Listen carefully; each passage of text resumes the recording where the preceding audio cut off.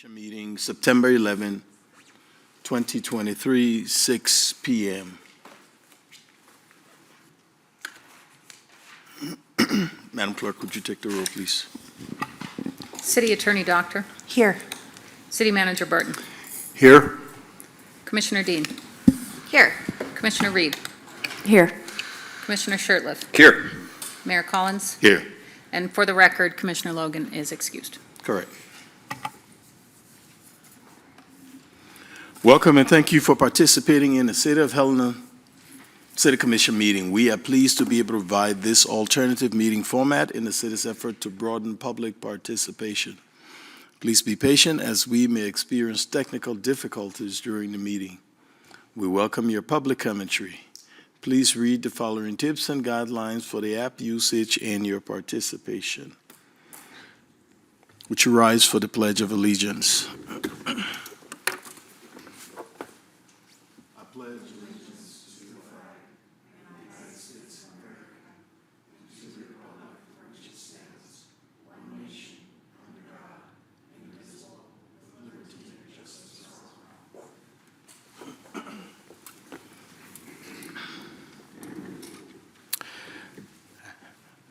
At this time, I just want us to observe a moment of silence for the victims of 9/11 22 years ago. So for the next 45 seconds, if we can just observe a moment of silence.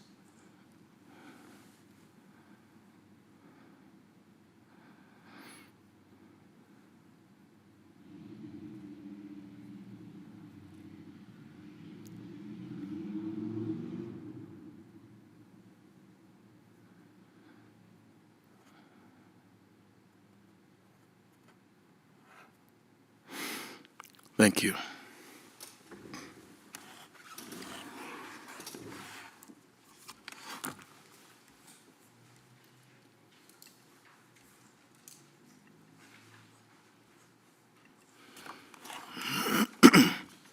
Our regular commission meeting minutes were received 8/21/23. Do we have any corrections, additions? If not, the minutes will stand as submitted. Consent agenda. Claims. Request a mail ballot election for the city's 2023 general election. Commissioners, you got anything in discussion on that?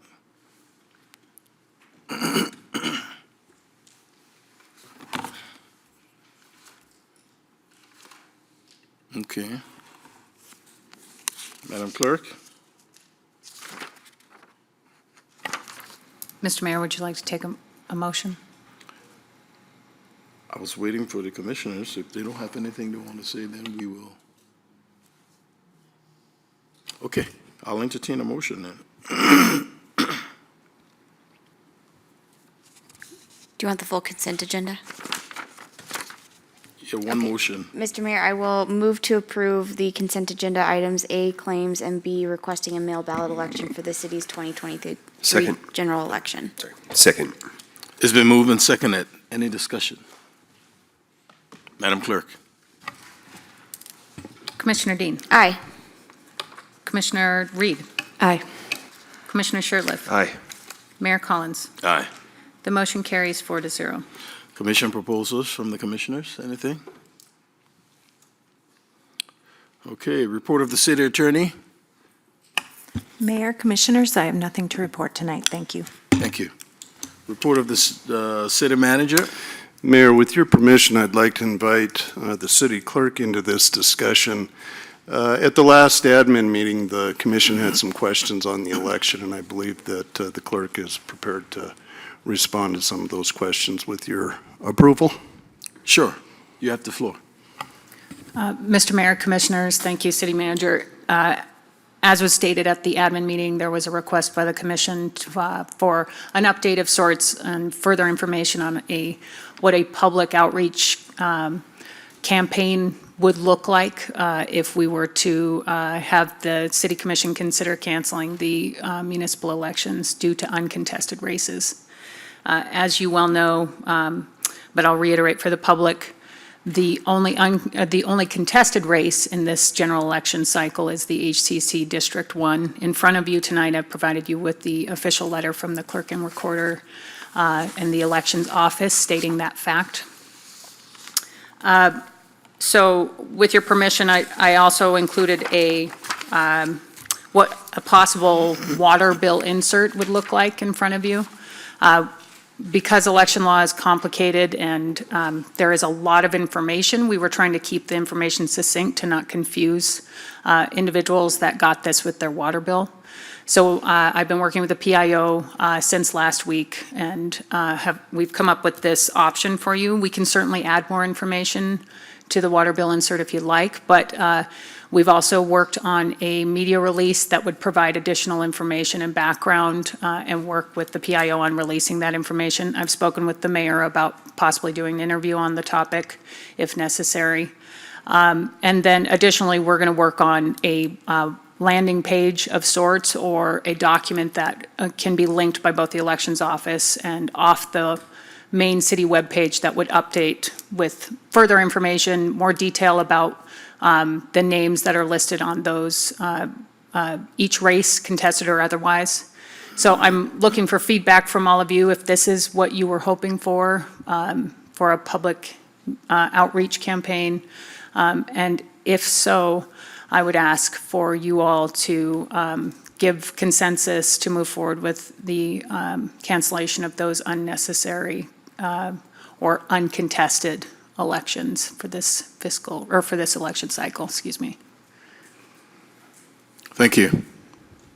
Commissioners, is this something that you're looking for in terms of the outreach some of you mentioned? Thank you, Mr. Mayor. Yes, I think this is great. Again, I had just asked the clerk if it was possible to also have something available at the time of the election. It sounds like that's not an option. So in the absence of being able to provide information with the ballot, I think this is a good solution to making sure that the community is aware that there are other seats, they're just not contested. So thank you. I appreciate the work that went into this. Mr. Mayor? Go ahead. Thank you, Mr. Mayor.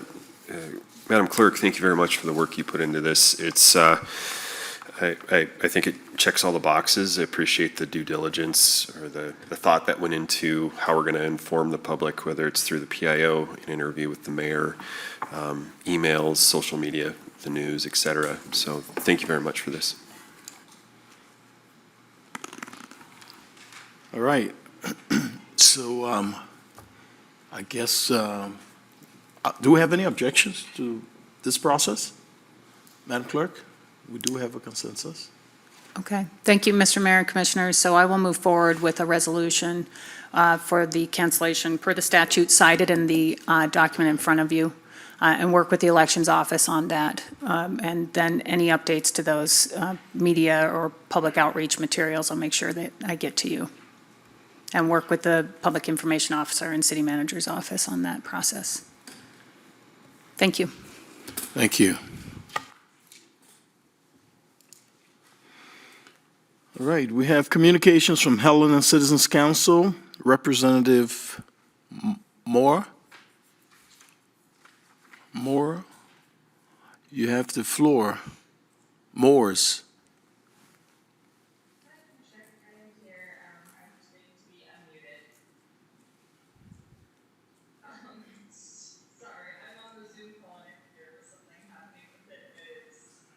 Uh-oh. Very distracting. We haven't submitted any recommendations since the last one was submitted. We did submit a letter after our last meeting that we are still waiting response from the commission on.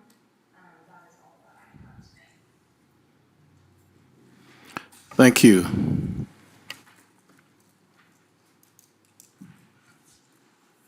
Madam Clerk, is this how we're supposed to be? Mr. Mayor, while we're experiencing difficulties, I'm going to run across the hall and grab a copy of the agenda because I don't seem to have one. So Please, go ahead.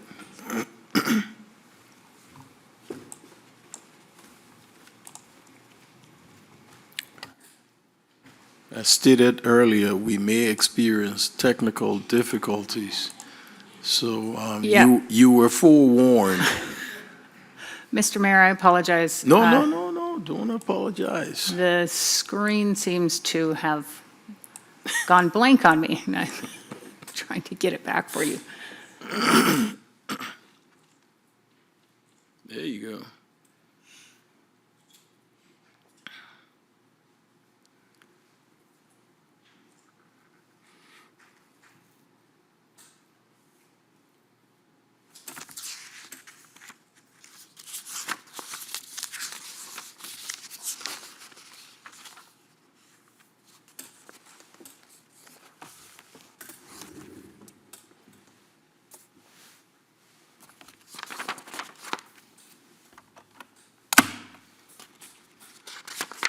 Are we back online? I believe so, Mr. Mayor.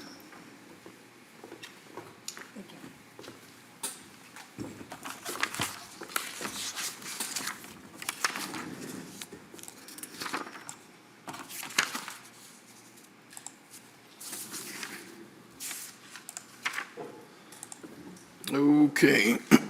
Regular items. Consider concealed carry and workplace violence policies. Director McMahon, you have the floor.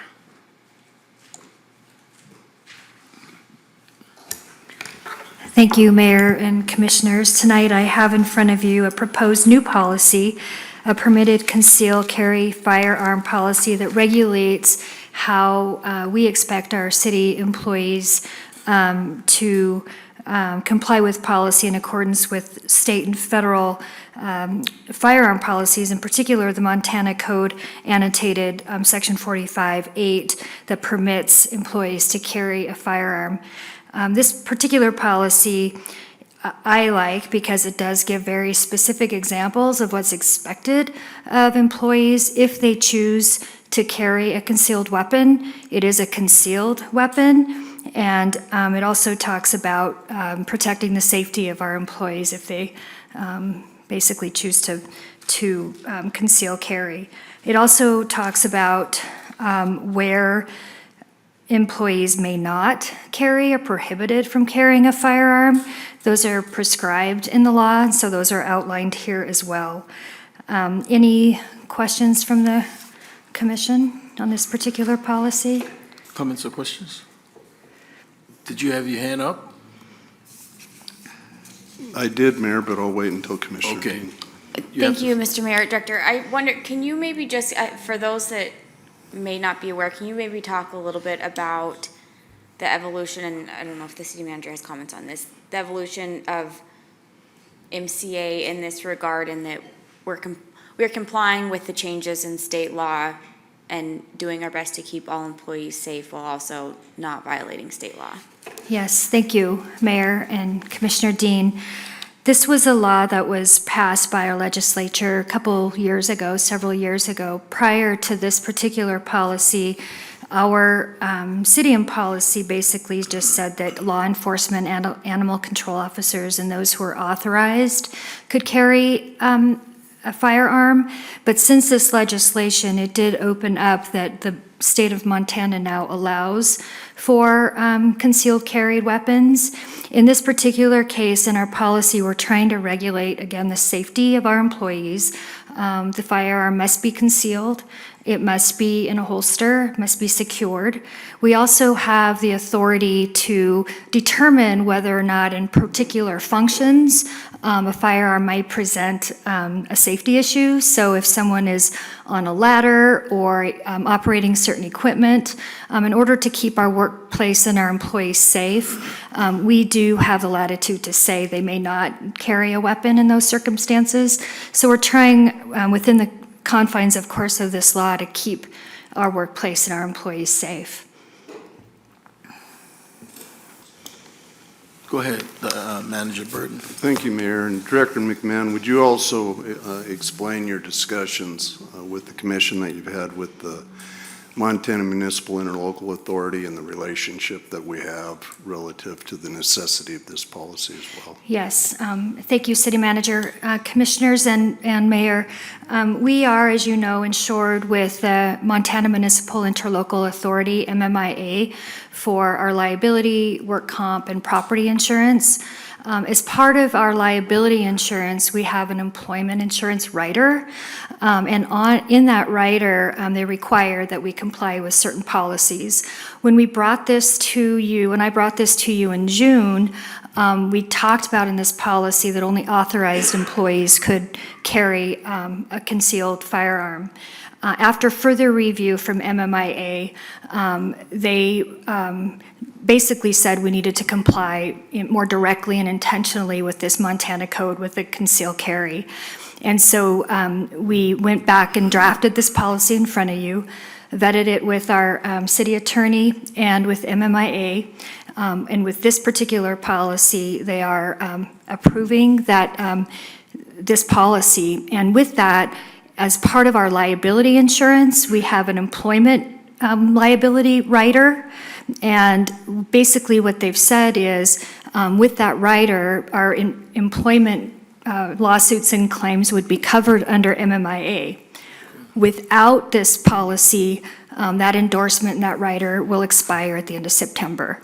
So this is something that they're requiring of all their insured cities. Thank you. Any other comments from the commission? There is one other policy I just want to mention. The policy that we passed back in June, all I've done here on this particular policy is revised it to strike the sworn law enforcement and authorized weapon language, and it references back to this new policy. So it just updates that workplace violence policy to reference back to this concealed carry policy. So those are the two policies in front of you tonight for your consideration.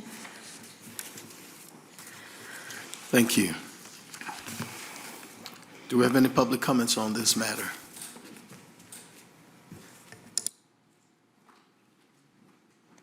Madam Clerk, do we have any online? Mr. Mayor, I have no public comment online.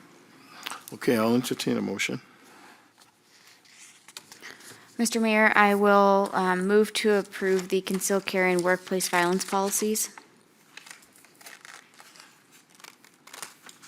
Second. It's been moved and seconded. Any final discussion? Madam Clerk?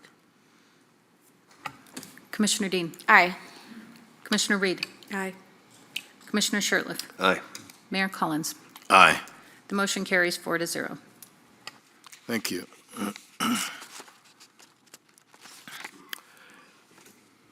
In an effort to maintain decorum and in consideration for the many who may wish to speak during tonight's public hearings, individuals will be limited to a single comment period of 2 minutes per hearing. We ask you to avoid redundant and uncivilized speech. The Commission has been given access to all comments received previously. Written and oral comments are weighed equally in decision-making. If you are participating online, in addition to raising your hand, you may enter your comments in the question and answer feature, and your comments will be read into the record by the clerk of the commission. Should the written comment exceed the 2 minutes allowed, your comments will be summarized as denied or approved, and the full written comment will be saved into the permanent record. Thank you for your cooperation in keeping the meeting efficient and fair to all who are participating.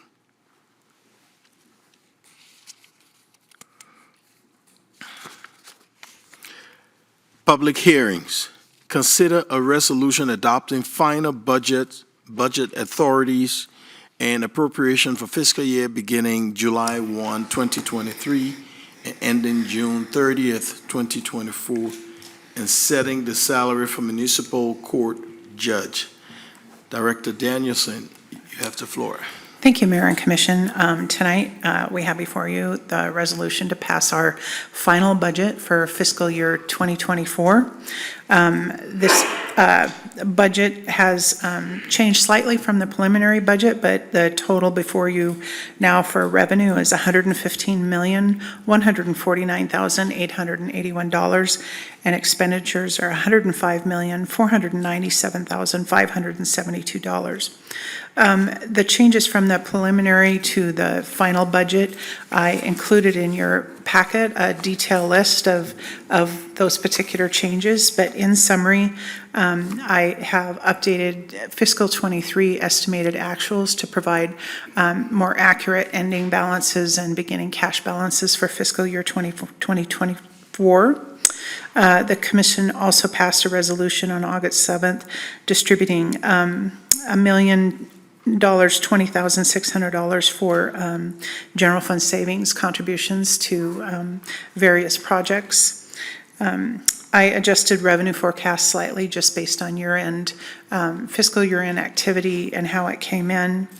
Salaries and benefits were updated to reflect some contractual changes, health insurance, actual selections during open enrollment. I don't typically have that information until open enrollment is completed. I made adjustments for the commission wage increases that are expected to go into effect January 1st. There was an adjustment to the city manager contract for life insurance, and I added a contingency for the ongoing labor negotiations that we currently have that are not finalized. There were some minor operating expense adjustments throughout the budget, and I did add a pending distribution for the opioid abatement project. The county is the one that's administering that project, and we have received opioid funding. I added about $50,000 for pending, potential withdrawals from our restricted fund for opioid abatement projects, so I added that to the budget. There was one additional item that we added, although it's a neutral budget change. The facilities director prepared an analysis and spoke with myself and the city manager regarding swapping an FTE, a full-time equivalent, with contracted services for janitorial and maintenance services throughout some of our city facilities.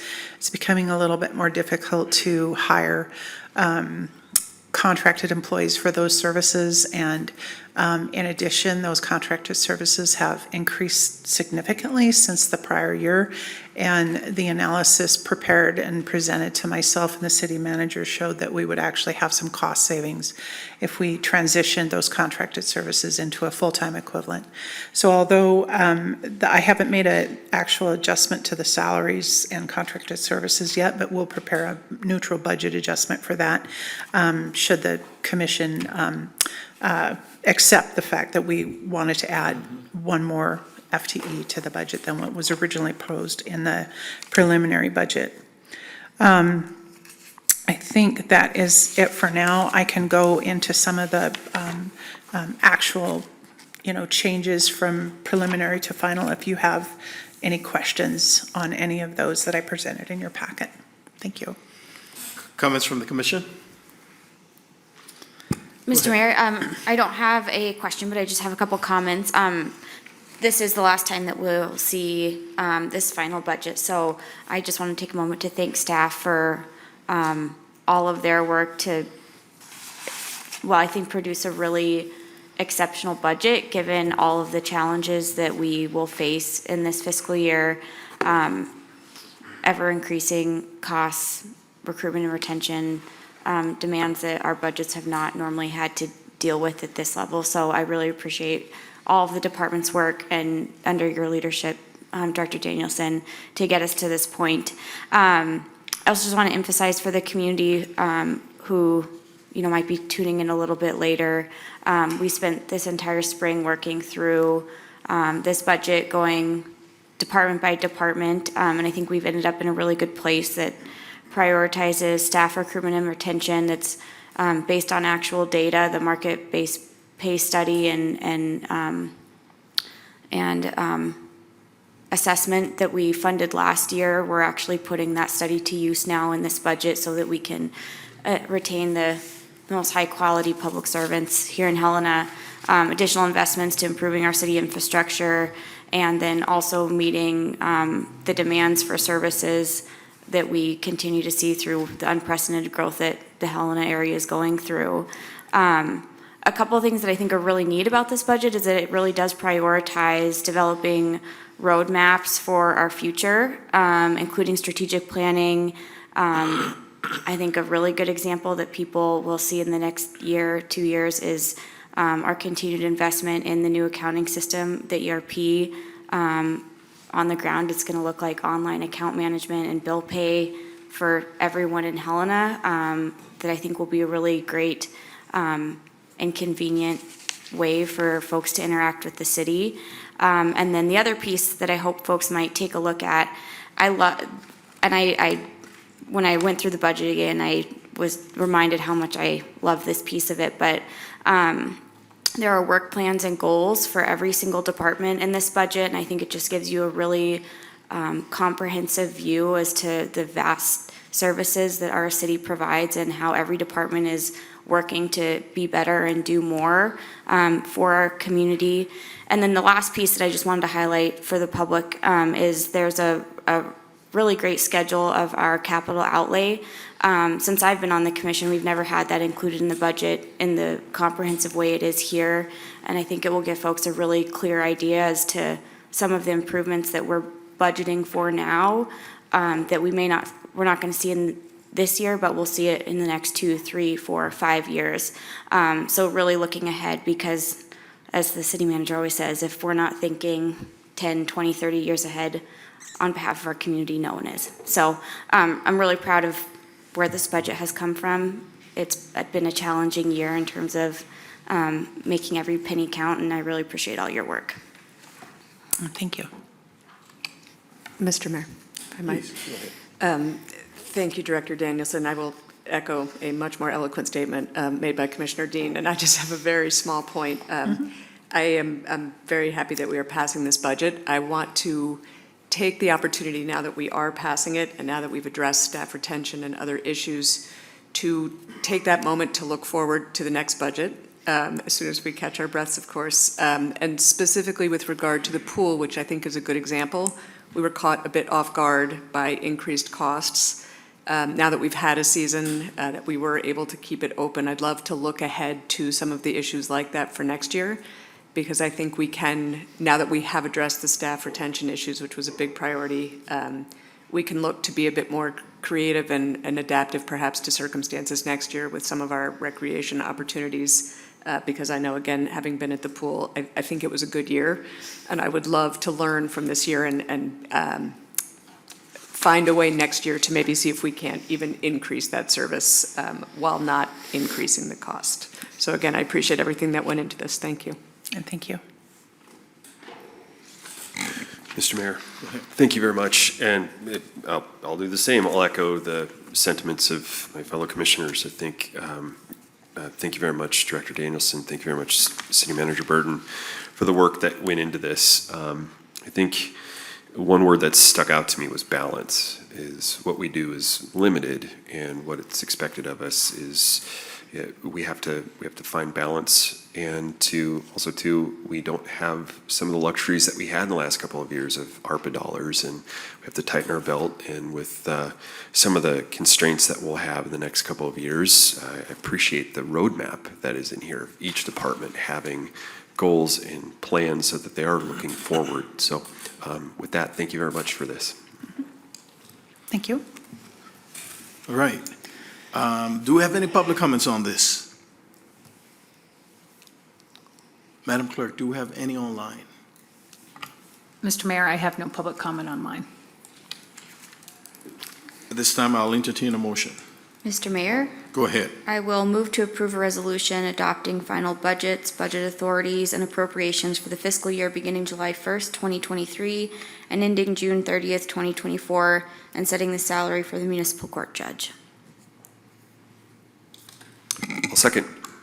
It's been moved and seconded. Any final discussion? Madam Clerk?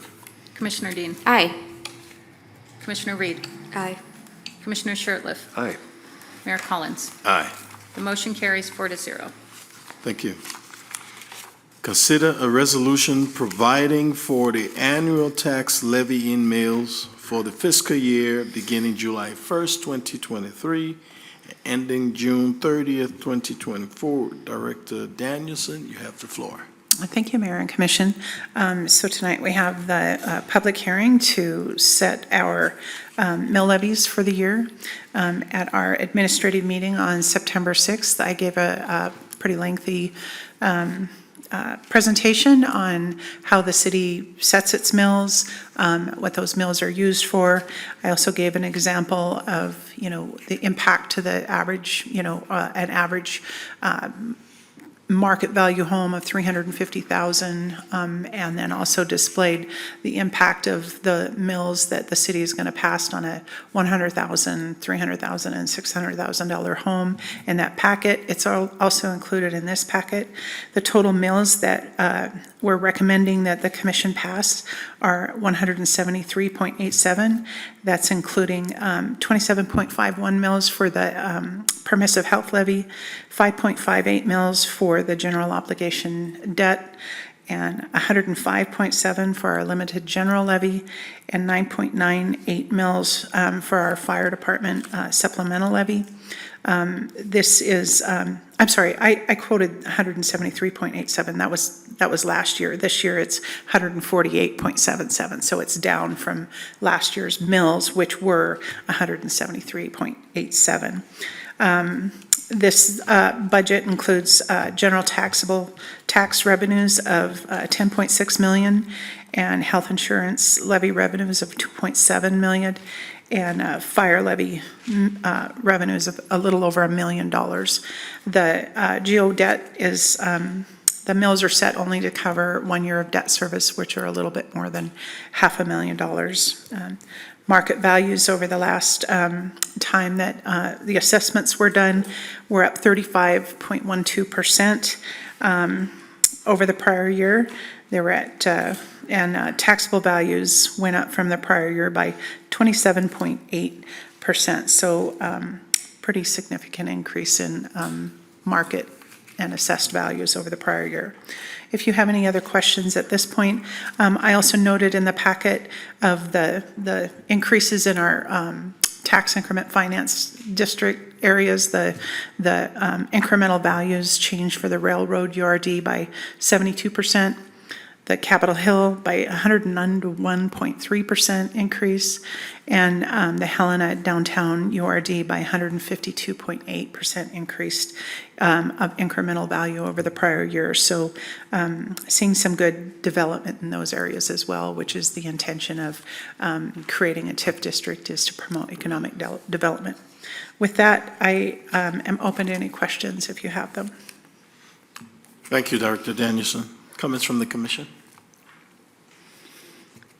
Do we have any public comments on this topic? Madam Clerk, any online? Mr. Mayor, I have no public comment online. Okay, I entertain a motion. Mr. Mayor, Go ahead, Commissioner. I move to approve a resolution providing for the annual tax levy in mills for the fiscal year beginning July 1st, 2023, and ending June 30th, 2024. Second? It's been moved and seconded. Any final discussion? Madam Clerk. Commissioner Dean. Aye. Commissioner Reed. Aye.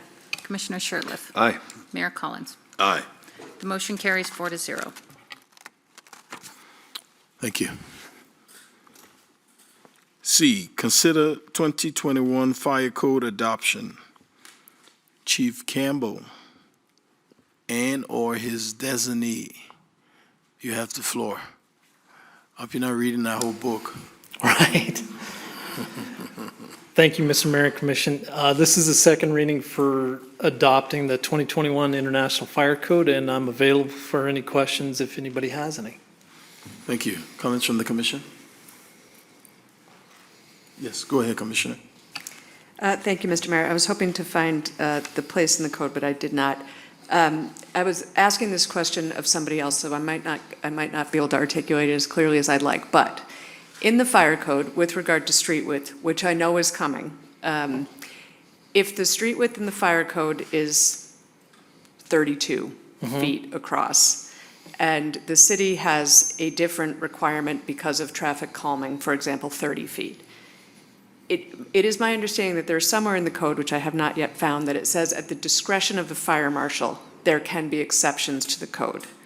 Can you help me understand if it is possible not to have two codes that are in conflict, but one code that allows for variation? Yeah, Commissioner Reed, Mr. Mayor.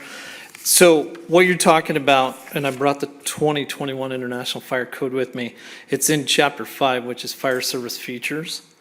And so in Section 503 under Fire Apparatus Access Roads, it talks about the dimensions. And what it says is that fire apparatus access roads shall have an unobstructed width of not less than 20 feet, exclusive of shoulders, except for approved security gates in accordance with Section 503.6. So there's no exceptions to that section in the International Fire Code. So the International Fire Code, the two 10-foot travel lanes that we talk about would suffice for that 20-foot width.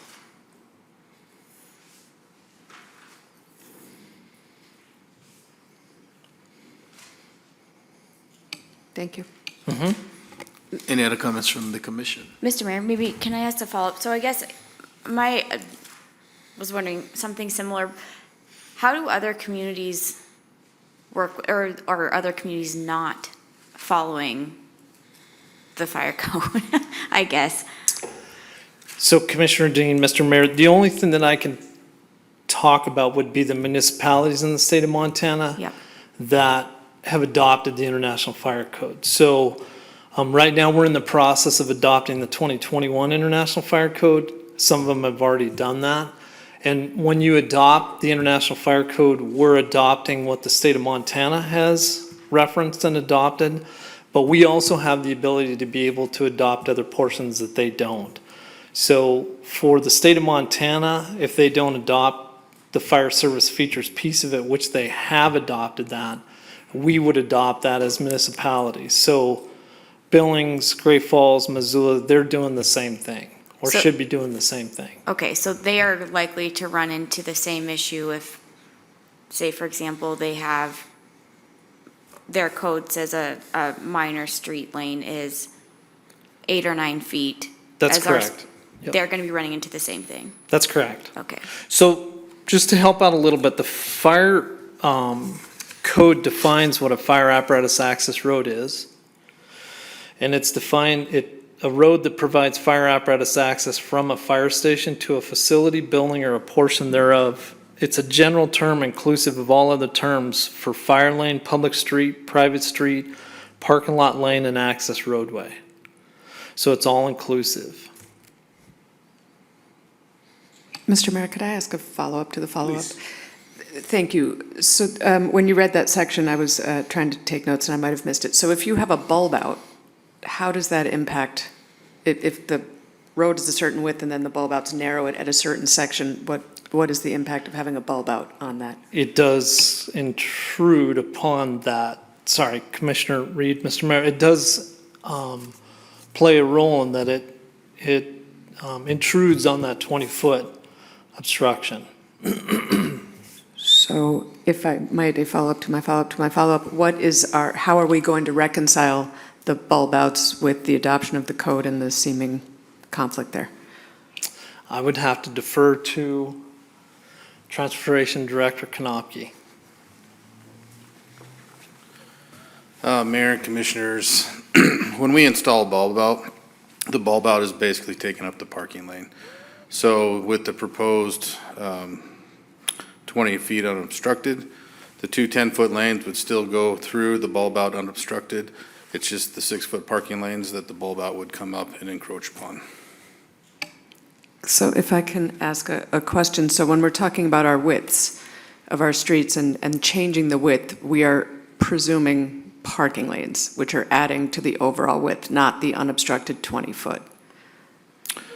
The way the mayor and commissioners, the way that our typical sections talk about it, the travel lanes would have to be a specific width. So right now, the 2013 engineering standards has those two travel lanes at 9 foot. moving forward, if we make the amendment, then those would be two 10-foot lanes. So regardless of whether we have parking lanes or bike lanes or whatever, those lanes would be denoted as whatever is set forth in the engineering standards.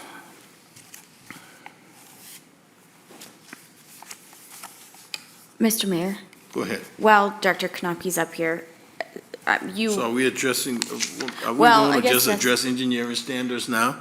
I mean, Because I we don't- we can finish we with can this wait. and move to the next one. Because I know everybody here want to see you, Director Knopke. So just stand by. So, Mr. Mayor? yes. Thank you very much. Thank you, Mr. Mayor. Thank you very much. We've gotten some emails regarding this. What about, we've had some development recently in our neighborhoods, and there's concerns about safety and speed, but also too with regards to, are they grandfathered in? Or does this take place after, if we approve this tonight, does it take place, and then after this, we all have to meet the 20-foot standards? As far as the width is concerned, we already have quite a few streets that don't meet that requirement. But what we would be talking about would be moving forward from here. But having said that, there's some instances with parking on the streets, things like that, that is creating some problem where working with Director Knopke to be able to try and resolve some of that, to work with those neighborhoods so that we can get trucks in there. So with what's already taken place, it's a matter of trying to find some solutions collectively to be able to resolve that. But as far as development with streets or fire lanes or parking lots, we use the International Fire Code to be able to determine that width of 20 feet. So that's been in the fire code for a long time.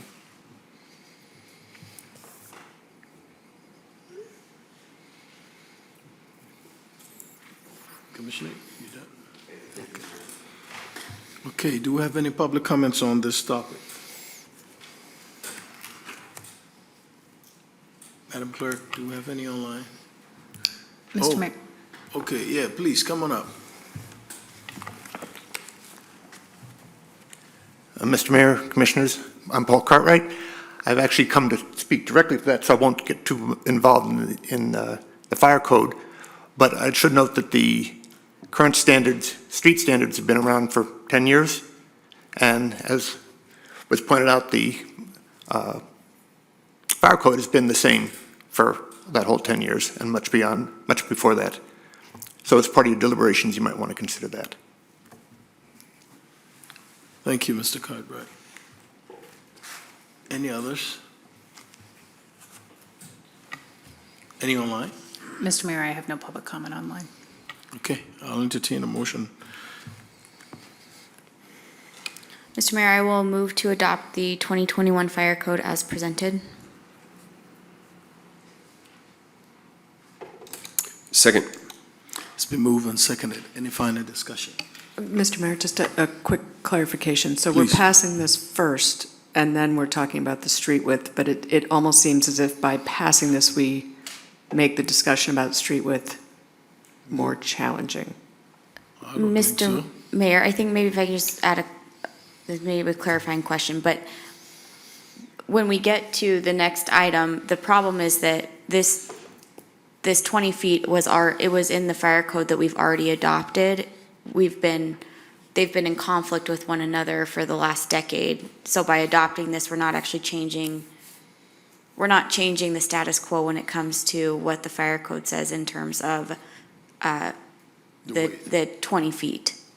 Is that accurate? That's accurate. Commissioner Dean, Mr. Mayor, yeah, the 2012 International Fire Code is what we're using right now, and it says the same thing that the 2021 does. And the 2009 before that. Thank you. Is that clear up? Okay, who was, It was moved and seconded. it was moved and seconded. Any final discussion? Madam Clerk? Commissioner Dean. Aye. Commissioner Reed. Aye. Commissioner Shertliff. Aye. Mayor Collins. Aye. The motion carries 4-0. Thank you, Mayor and Commission. Thank you. Consider City of Helena Engineering Standards Travel Lane Width Amendment. Director Kanopke, you have the floor. Good evening, Mayor and Commissioners. Good evening. This is the amendment to the, proposed amendment to the engineering standards. Like we had talked about, right now, currently, the travel width of the lanes are 9 foot. To bring them in alignment with the fire code, it's our recommendation to increase that width from 9 to 10 feet. But I'd like to give a little excerpt from the National Association of City Transportation Officials, the NATCO. Lane widths of 10 feet are appropriate in urban areas and have a positive impact on the street safety without impacting traffic operations. For designated truck routes or transit routes, one travel lane of 11 feet may be used in each direction. In select cases, narrow travel lanes of 9 to 9.5 feet can be effective as through lanes in conjunction with a turn lane. This NATCO guide is what a lot of folks use to go to look at street design and street aspects for bicyclists and non-motorized uses. And, you know, I just wanted to bring that up because I thought it was they recognize that these 9-foot lanes can be problematic for safety.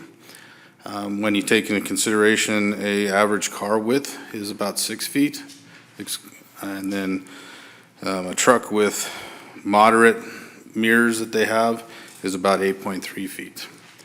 So you have potentially a car or a truck driving down these lanes that have inches separating them from each other going down these lanes. Now, granted, a foot gives them 6 inches, so it is a little safer, and I don't believe that the 1 foot will make it so wide that the speeds will increase. But there was concern about the width, the extra 2 feet. And just for a point of reference from the same guide, pedestrian crossing speeds are rated at 2.5 to 3.5 feet per second. So if you took an 18-foot section at 3 feet per second, you're crossing that in 6 seconds. If you took the 20-foot lanes, you're crossing that in 6.67 seconds, so just a little over half a second. So, you know, it is 2 feet, but I don't think it's insurmountable impact to the pedestrians. And it also gives a little extra room for those unexpected, in the case of parked cars along the lane, side, if somebody throws a door open or what have you, or parks not the best, it gives a little bit more room. The other one I would like to point out is our snowplows, when they go down the roads, even with their blades canted, are upwards of 11 feet wide. So if we're plowing those 9-foot lanes, we're encroaching on that other lane almost 2 feet, whereas we'd still be encroaching on this, depending on if there's parking or whatnot, about a foot. It's our recommendation that the city approve the amendment to the city engineering standards on pages 80, 142, and the typical section. And I'd be happy to answer any questions you may have. Thank you, Director. Mr. Mayor, Please. forgive me if this is a very basic question, but when we are, say there's a new development going in and we're designing the streets, where does the decision about whether or not there's parking lanes come from? How does that work? Mayor and Commissioners, that's up to the developer. So you can engineer streets that have no parking or parking on one side. It's just the requirements in Table 5.3 that give the widths of those features, and the typical sections in the back that show basically the largest section that has either the parking and the bike, the parking and the travel lanes, or as we step up to the collector, showing the different styles of just the travel lanes and parking, travel lanes with a bike lane, and the different features that are in our complete streets policy. So just a quick follow-up. So if they want to design a street that has parking lanes and bike lanes, it has to be a certain X number of feet, and it is the developer's cost to put all that in. Mayor, Commissioners, that's correct. Thank you. Any other, go ahead. Mr. Mayor, Director Knopke, thank you for being here tonight. Can you speak a little bit to how the widening of this street will allow possibly for bike lanes or bulb outs and other traffic calming measures? Mayor and Commissioners, like I said before, as far as bulb outs go, if parking has been designed to be on both sides or one side, that bulb out would take the place of that parking lane, which in our typical sections is 6 feet. So you would have that 6-foot bulb out. As far as bike lanes, if we were to add to a section that's on this local road section, we would have to contemplate removal of parking to add that feature in, because it's not designed, or we'd have to widen the entire street to make that feature. So it's kind of a design decision as we, as a developer goes and plans out their community.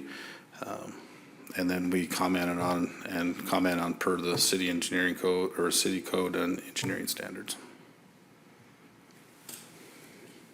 You bet. Go ahead. Mr. Mayor, thanks. Director Knopke, I'm wondering if you can, so one of the, and I'll preface my question with, one of the things that we kind of get a lot of flack for is during developments, we get comments that it's hard to work through various departments because of differing codes, essentially. This is an example of that from what I understand, where someone will get an answer from transportation systems that, yep, you meet the standards, but then from the fire inspector, no, this doesn't meet standards because it doesn't meet the fire code.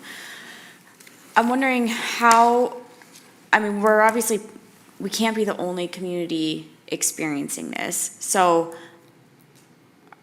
are there ways that we can ensure that we're compliant with the fire code while also recognizing some of the concerns that we've been getting about this extra 2 feet potentially leading to faster roads and less safe travel for folks? I guess I just am struggling with the fact that they've been out of compliance with one another for so long, and that it looks like there are other communities around the state that clearly are in the same boat. Mayor and Commissioners, I think this is our opportunity to take away some of that confusion and inconsistency. And it's also to come in alignment with the codes that we're adopting. There's all the city code and that probably needs to go through with a fine-tooth comb to update them to current standards, because some of those were, the intent was back in the 80s or 90s. And that intent now, while it was good intentioned, may not be as applicable now because we have more pedestrians in an area or more bicycle traffic. So moving forward, new developments would meet all the codes and all the standards that the city has on the books at that moment and that snapshot in time. That doesn't mean that in 5 years we change another section of code or international file code changes or what have you, and then we basically start at that adoption of those differing codes and move forward. There's streets that were designed very narrow back in the 1800s. There were streets that were designed really wide, so a full team of horses could turn around, basically make a U-turn in the street, and that's why you get some of those other streets that were built way back when are wide like that. So those are just some examples. They designed to what they needed at the time. And I think this is not that we're saying that just because we did it a certain way for so long that it's okay to move forward that way, but it's we're requesting to take that opportunity to remove that confusion and clarify the process and move forward with the new fire code and then this amendment with the proposed amendments. Director Kinnock. Oh, sorry, go ahead. Vandalay, what's the width there? Mayor and Commissioners, Vandalay is 20 feet wide with no parking on both sides. Okay. As I remember when we were discussing Vandalay, and I'm not saying you, but somebody from the city were telling us how safe it would be if we were to make the street smaller. I don't know if anybody remember that discussion. Said it's safer, the smaller the street is, the safer it will be. And I see here, we're saying add another foot to it and it will be safer. So I am really confused when we're discussing this because I vividly remember the smaller the street, the safer it is. And now we're trying to add to this, so, and we're still saying it's safer when we add to it. So that's my confusion here. So Mayor and Commissioners, Vandalay is 20 feet wide from lip to lip. So they do comply with the fire code 20-foot unobstructed width. They also have a boulevard so that when we're plowing snow, that snow can go up onto the boulevard instead of like curbside sidewalks where we have to pile the snow up into the street, which then that is an encroachment upon that 20 feet. I'm not going to say that making it 10 feet versus 9 feet is going to be immensely safer. What we are saying is that we would like to be we'd like to come into the same as the fire code so that the inconsistencies go away. There is truth to the smaller the street, it acts as a calming device, traffic calming device. That's why parking is always contemplated on these sections, because when you have that parking, it makes the corridor feel tighter, so people tend to slow down. When you have a big wide open road, for whatever reason, your gas pedal seems to go down farther than it should. So to add a little bit more, would 9 feet width meet emergency vehicle standards? Mayor, no. So what be happening the past 10 years? Mayor and Commissioners, the last 10 years, when they came back with the typical sections, the commission at the time wanted 9-foot sections. And, Director Leland's here that can give some of that history of that back and forth conversation. But it was, as I was told, the same comments were brought up to the commission at the time, that the International Fire Code said 20 feet. And at that time, that commission elected to use 9-foot lanes against the fire code. You'd have to ask the city attorney what ramifications that may have for us or had for us. Because what I'm saying, if we've had emergency vehicles going through those areas the last 10 years, why changing it now? Just to meet the fire code, is that it? To come in alignment to get rid of the inconsistency. Okay, thank you. Commissioner? Thank you, Mr. Mayor. It's the same question I asked the fire marshal. Is there a way to have an exception so that we don't have inconsistent policies? We have policies that allow for exceptions. Because if we have 9-foot lanes and we've successfully been navigating them, it seems like it should be possible to not have an either or, but to have an and, where we meet the International Fire Code with the exception of 9-foot travel lanes in some residential neighborhoods. Is it possible that there is the leeway to do that? Mayor and Commissioners, by the code, I would say no. And it's not just, these 10-foot lanes aren't just for the fire truck to drive down the road. The 10-foot lane is actually for their operational space when they set up in front of the house that is having the emergency, to give them enough room to operate their hose and their trucks properly. So when those hoses come out of a truck, they have big radiuses so that they don't kink and you get the full fire flow at the nozzle. When you start encroaching upon that, that's when you having to start basically compromising how you're attacking that fire, but I will let the expert talk about that instead of me stumbling my way through that. So Mayor and Commission, that is correct. And that's what the fire code looks at, is the truck operations, for example, the big truck that we have. Actually, what you'll find in the code is they talk about a 26-foot width because of the outriggers to be able to place those. And the engines, the standards that they use, the engineering standards they use is they take a typical fire engine with a hydrant and then with the no kink for the large diameter hose to be able to hook that to the side port on the engine to leave enough room for other emergency apparatus to get into that same operation.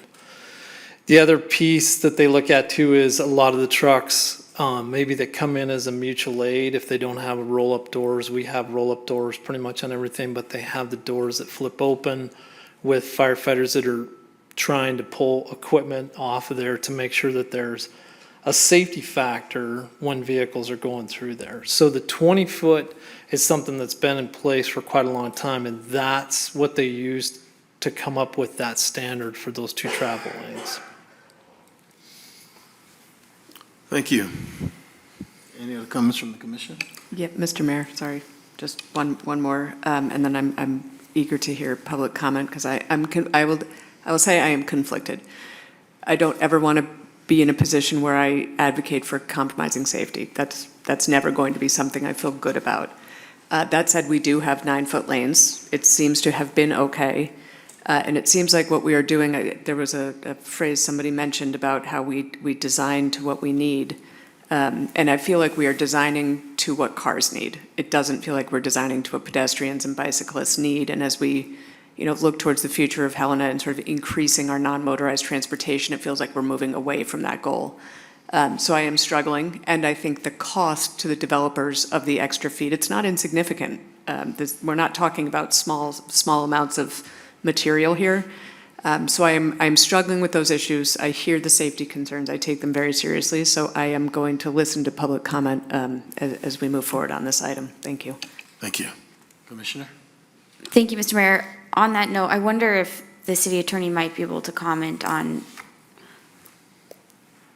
what are the ramifications of us maybe having not been in compliance the last decade, and if we choose to, I have similar feelings as Commissioner Reed, simply because we, have received quite a bit of comment, and there's argument that smaller lanes are, they constrict you more, so you do drive more safely, but I also don't want to be in a position where we continue to be out of compliance with the fire code. Mayor, Commissioner Dean, it's hard to guess what any one specific circumstance would take into account, because liability usually relates to so many different factors in one circumstance. Because on the one hand, you have out of compliance with the code. On the other hand, you have, slower driving and less liability there, perhaps.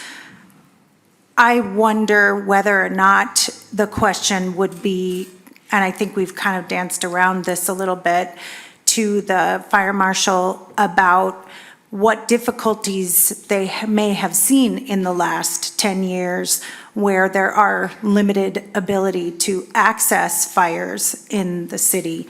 That's the place where I would be the most concerned about someone not being able to get to a fire when there is an actual fire.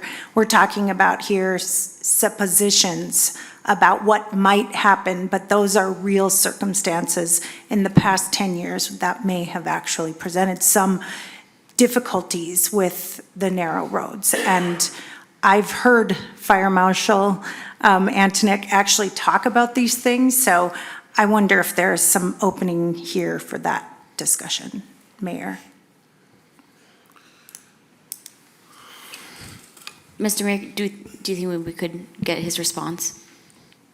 A quick one, because this is not part of my agenda, so go ahead. Mayor and Commission, so probably one of the biggest complaints that comes back to me from the shifts is whether they're in what we call the wildland truck or a rescue or the engine on some of the streets, because of how narrow they are in the parking, they either have to stop in an emergency situation and let a car pass that won't pull over for them, or hopefully there's enough room or somewhere where the vehicle can pull over. So what they've done is they've actually, after the call, have taken photos of the dimensions that they have and how close they are to the parked vehicle. So a lot of times it's not just the width, it's the turning movements of the trucks. But we've also seen in a lot of circumstances with these streets where we're trying to turn into with an engine or with the truck and have to wait for traffic to come out or move. And a lot of times they can't because they're stopped because we're trying to get in and we can't get around them because of the width. So it does play a role in our ability. And what the concern is that we have is exactly what the city attorney said, where what does that look like if we're delayed or we can't get down a street because of the width issue, or we can't set up the truck because of a width issue, or we can't operate at a scene with more emergency equipment that's coming in because of a width issue. So it's something that they have, I would say, dealt with over the years, but it's becoming more and more difficult with more and more congestion, more and more traffic, more and more development. Can you give us a real example? I can. Turning off a Prospect onto Sanders with the width there, which is 20 feet, because of the turning, it's pretty tough for them to be able to turn. And then it's a street down, it's parallels Green Meadow. I can't think of the street. No. It's a small street that has multifamily development on it, and it parallels Green Meadow. I can't think of it right now. But it's also got a assisted living facility, and it's one that is really, really tight, that we have a hard time getting. They tried to set the truck up and couldn't set the truck up. They couldn't get the outriggers. But it's pretty tight. That's an example. There's other ones out there. I just can't think of the name of the street. Thank you. Commissioner, you. Mr. Mayor, thank you very much. It sounds like we're debating or we're contemplating public safety versus public safety. It's, pedestrians and folks on bikes and folks that are looking to park versus our fire truck. I do hear the concern about speed on wider roads, but then you go to roads like the one that's in the new Capitol Mall development, where it's very, very narrow, and then you hear some complaints about trying to get in and out of there.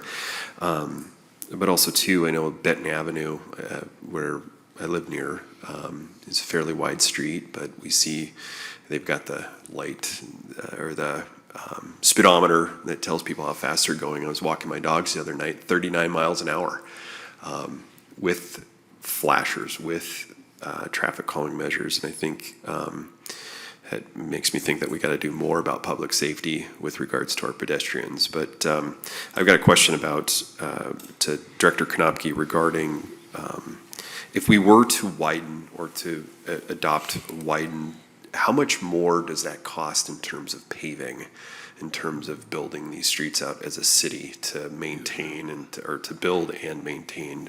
Do you have an estimate on that? Mayor and Commissioners, so initially the developers have that burden. So it's 2 foot of the asphalt surface, it's the chip seal surface, it's the sub base underneath of that, it's the prep, it's the labor that goes into that. We can quantify per square foot the cost for like a mill and overlay or a chip seal or reconstruction. But there is an increased cost. There's no getting around that. But As far as the 2 feet impacting pedestrian facilities, the bulb outs are coming out to where they would come out, whether they're 9 or 10-foot lanes. The only thing that this is impacting there is it's adding that 2 extra feet of crossing distance, which for the average person takes them a little over half a second to traverse. You know, as far as we have some wide streets in Helena that, could they be put on a road diet? Could they have other amenities to basically stop vehicles? So those rectangular rapid flash beacons, we get a fairly high compliance rate out of those on where we have them. And we have other locations already slated for those. One of those being Stewart and Benton there to cross people for events at the Civic Center, but not only for events, but that neighborhood wanting to go down to the Great Northern. So I don't think I fully answered your question because I don't have the numbers with me on what that would cost, but there is a cost associated with that. Thank you. Okay, do we have any public comments on this topic?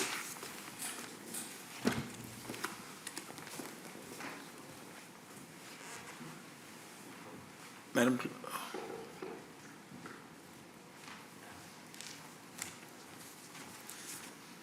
Mr. Mayor, Commissioners, still Paul Cartwright. I mostly came to talk about the process issue here. Like I've been inspired to add a few comments in response to Commissioners' questions. The fire code has been what it's been forever. The engineering code standards have been that way for 10 years. You tried to amend them this last winter. There's a huge blow up with, I understand I wasn't there, with street widths being one of the major concerns. So it's not like this is unknown, yet this item on the agenda seemed to have appeared fairly suddenly. It was up last week in admin, here it is. And I guess I would have felt more comfortable had it had a little more time to marinate. I think that's, on tricky issues, they take some time. I don't know why different cities have different approaches. Bozeman has local standards of 31 to 35 feet based on what the road is. So if you have multifamily housing, if you have assisted living, maybe you want wider because you're going to have more emergency vehicles in there. Mm-hmm. If you don't, maybe you want narrower. And Bozeman, I note, has far more rich people and far more tourists than Helena does, and they're not getting blowback. So if you can keep those two groups satisfied, you're probably fairly safe. If the question is just coming into compliance with the fire code, we don't count the gutter pan as part of the parking lane. If you did, you'd be there. You've got your 10-foot lanes, you've got your parking lane. So that's a workaround, but it could be done. As to what caused problems and what doesn't,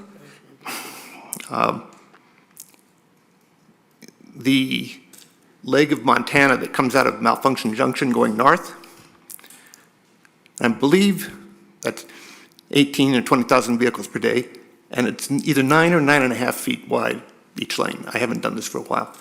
But MDT seems to survive with a high-volume street at this width, and we can't make it with local streets. do you want to wrap up now, Mr. Cartwright? I'm watching the countdown. Oh, is it on? Yeah. Oh, okay, sorry. I get extra 5 seconds, Mr. Mayor.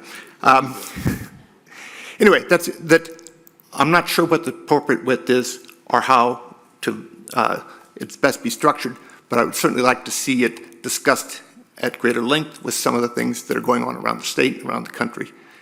So I'm not going to oppose this, but I am going to oppose doing it at this moment. Thank you. Do you have any other public comments on this matter?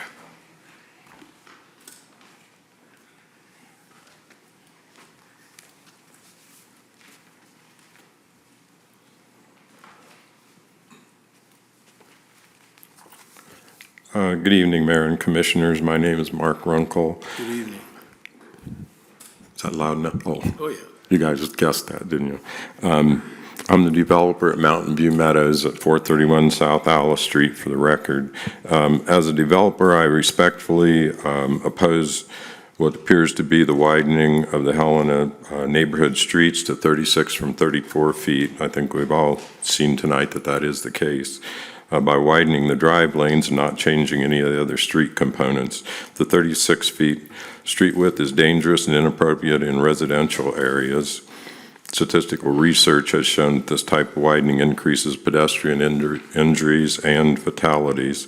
Further widening Helena's streets goes against national trends and planning principles, long-term maintenance costs, new home control, cost control, et cetera, as we've discussed. This change is unnecessary. As we've heard, Bozeman's street width is 31, Kalispell's 32. But for these reasons, and based upon 20 years of experience at Mountain View Meadows, I feel that it's my responsibility to go on record as being in opposition to this proposed change to the engineering standards. I've provided a diagram that I hope goes along with Mr. Cartwright's comments and may have an opportunity, a possibility of addressing Commissioner Reed's interest in finding a solution to this. I don't know that, from what I'm told today, that really these streets have to be chopped up into what all the different parts are. As I was told by my engineer that Kalispell does not designate parking lanes and that kind of thing, just their overall width. Okay. Is that card right? So I guess at that point, I'm available for questions. Thank you. Comments? Thank you. Okay, thanks. Do you have any other public comments on this topic? Honorable Mayor, Commission members, Forrest Zimmerman, 2615 Knight Street, City of Helena. I'm speaking tonight, so there's no confusion. I'm not speaking as a member of Safe Helena West Side. I'm speaking individually. As a homeowner who bought and owned property on Knight Street, a 9-foot travel lane, 6-foot parking lane, 2-foot gutter pan road. And over the years, the patterns I've seen, and this goes to the issue of debating safety versus imposing development requirements on developers that may not be required. I would favor not, personally, putting any restriction on a developer that's not required and serves a greater good. That being said, having lived on a road with a 9-foot travel lane, the dynamic I see routinely, especially with the higher traffic counts we have because of the adjacent multifamily property, is that people tend to drive more toward the middle of the road and still drive faster, as a rule, those who choose to. Now, those aren't the people, most of the people who live on the street and know the kids on the street and know the dynamics. But the dynamic, what I'd like you to consider specifically is cars parked on the side of the street in the 6-foot parking area. It's not demarked, but that's what's allowed for. Even with that considered, that much room with the 2-foot gutter pans, the dynamic that happens is cars move to the middle of the street, generally speaking, with no opposing traffic. And they tend to go faster if they choose to, those who choose to. Those are using it as a cut-through street to get to the other streets. When there's two-way traffic, it's too narrow for some people to feel comfortable negotiating between parked cars or trailers or campers on boats or whatever on either side. So they either stop and have to negotiate, causing traffic disruption and backup, which can be, as our fire experts have said, and I agree with this, a public safety hazard. I'd like to consider this hazard of people. It doesn't necessarily make people drive slower. Those who choose to drive fast, unopposed traffic, are still going to drive fast with that amount of lane change difference. So I am asking you to consider the 10-foot wide travel range to dramatically increase the room between the adjacent parked cars. It's not just 10% wider traffic lane, it's doubling the margin you have for kids to peek their head around, for there not to be a collision, and for people to feel safe to drive both ways under normal circumstances. I don't believe that 1 foot will dramatically increase speeds without opposing traffic. Thank you, sir. Thank you. Do we have any other public comments on this topic? Madam Clerk, any online? Mr. Mayor, I do have one public comment online, if I could read it into the record. Please. Edward Santos, it appears to me that a wider street may promote slightly higher speeds, but wider streets would also be safer for pedestrians, runners, and especially bikers. Those users are far more vulnerable than a driver. I am in favor of passing the wider streets. Thank you. Thank you. Okay. At this time, I'll entertain a motion or not.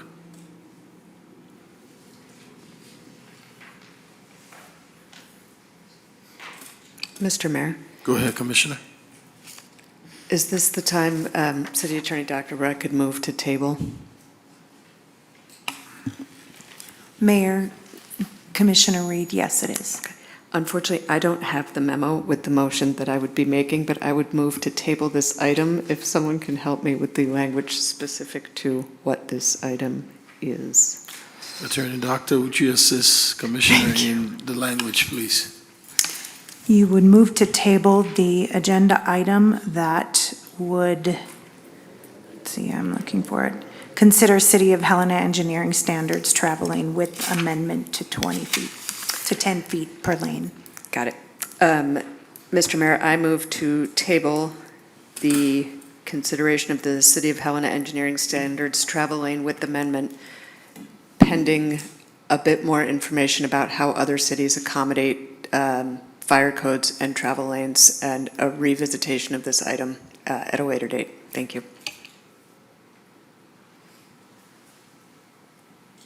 A second. It's been moved and seconded. Any final discussion? Madam Clerk.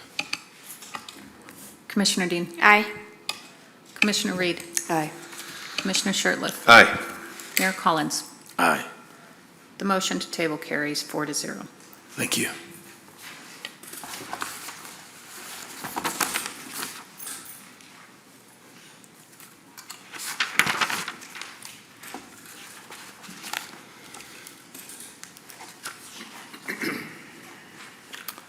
Consider an extension of the planned completion of final plat of Phase 1 of the West Side Wood Major Phase subdivision from December 2023 to December 2024.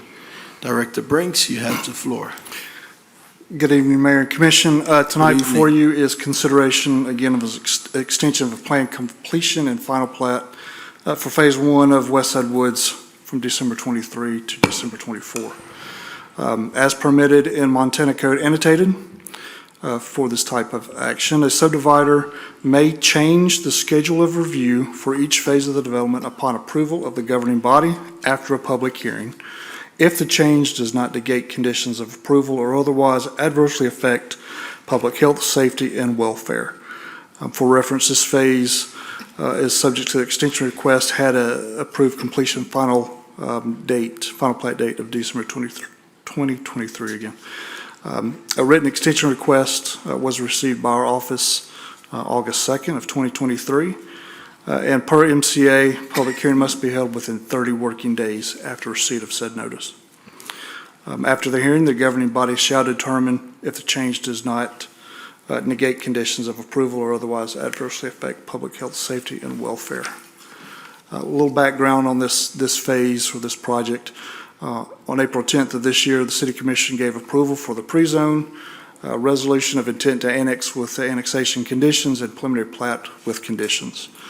As part of the overall phase subdivision approach, the phasing schedule was presented and approved along with preliminary plat action. The presented and approved phasing schedule was as follows. Phase 1 completion December 2023, Phase 2 completion December 2025, Phase 3 completion December 2027, and Phase 4 completion December 2029. On May 22nd of this year, a hearing was held to consider any changed primary criteria impacts or new information, and the City Commission approved the commencement request for Phase 1. As of today, after some public comment. Letters were sent out to adjacent owners via certified mail and nearby owners within 300 feet via regular USPS mail. And a legal notice was published in the IR as required. As of the drafting of this memo that's provided in your Novus packet, we did not have any comments. However, subsequent to this memo, we've received many comments, and with my office and the clerk, those have been compiled and hopefully provided to you. To conclude, at this time and relative to the extension request for Phase 1, review and completion of the Westside Woods Major Phase subdivision, staff has not identified any changes that would negate conditions of approval or otherwise adversely affect public health, safety, and welfare. Therefore, we recommend that you move approving an extension for the schedule of review for Phase 1 from December 23 to December of 2024. I'm here for questions, of course, and I have noted that the developer is present as well for questions. That's all I have. Thank you, Director Brink. Comments or questions from the commission? Director Brink? Would you, I'm asking this question. I want you to slowly explain. I speak quickly. Why are we here right now on this item E, consider an extension of the plan completion? So we have, Mayor, Commission, we received a request. Per MCA, we are required to hold a hearing on the extension request within 30 working days. The nature of that request laid out in the staff memo, essentially they were not able to receive permit issuance, nor have they begun that phase construction. Okay. So just by a calendar, they cannot complete the project in the next 2 months. Just Okay. impossible. They haven't got permit approval yet. So that's part of the nature of the extension request. But the Thank you. developer can speak more to that. Any other comments from the commission? Okay. Do we have any public comments on this topic?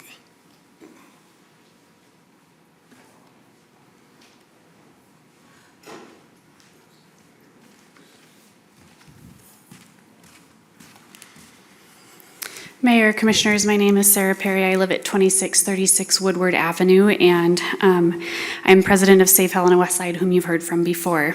As you consider the request to delay the completion of Phase 1 by a year, we'd ask that you think about the impact of that change on all aspects of the conditions of approval. Prior to your April vote, prior to your April vote, the developer presented a formal application to use the currently non-motorized portion of LeGrand Canyon Trail as emergency access to Westside Woods. While this commission ultimately decided to not consider that proposal, please be aware that LeGrand has not been formally designated as a trail, and therefore it is not immune to potential threats in the future. For instance, this commission unanimously added a condition of approval requiring that with each phase, the city, and I quote, evaluate any need for the creation of additional point or points of egress, end quote. That means at the final plat vote of each phase, LeGrand could again be proposed as a location for, quote, the creation of an additional point of egress, end quote, if there is need determined.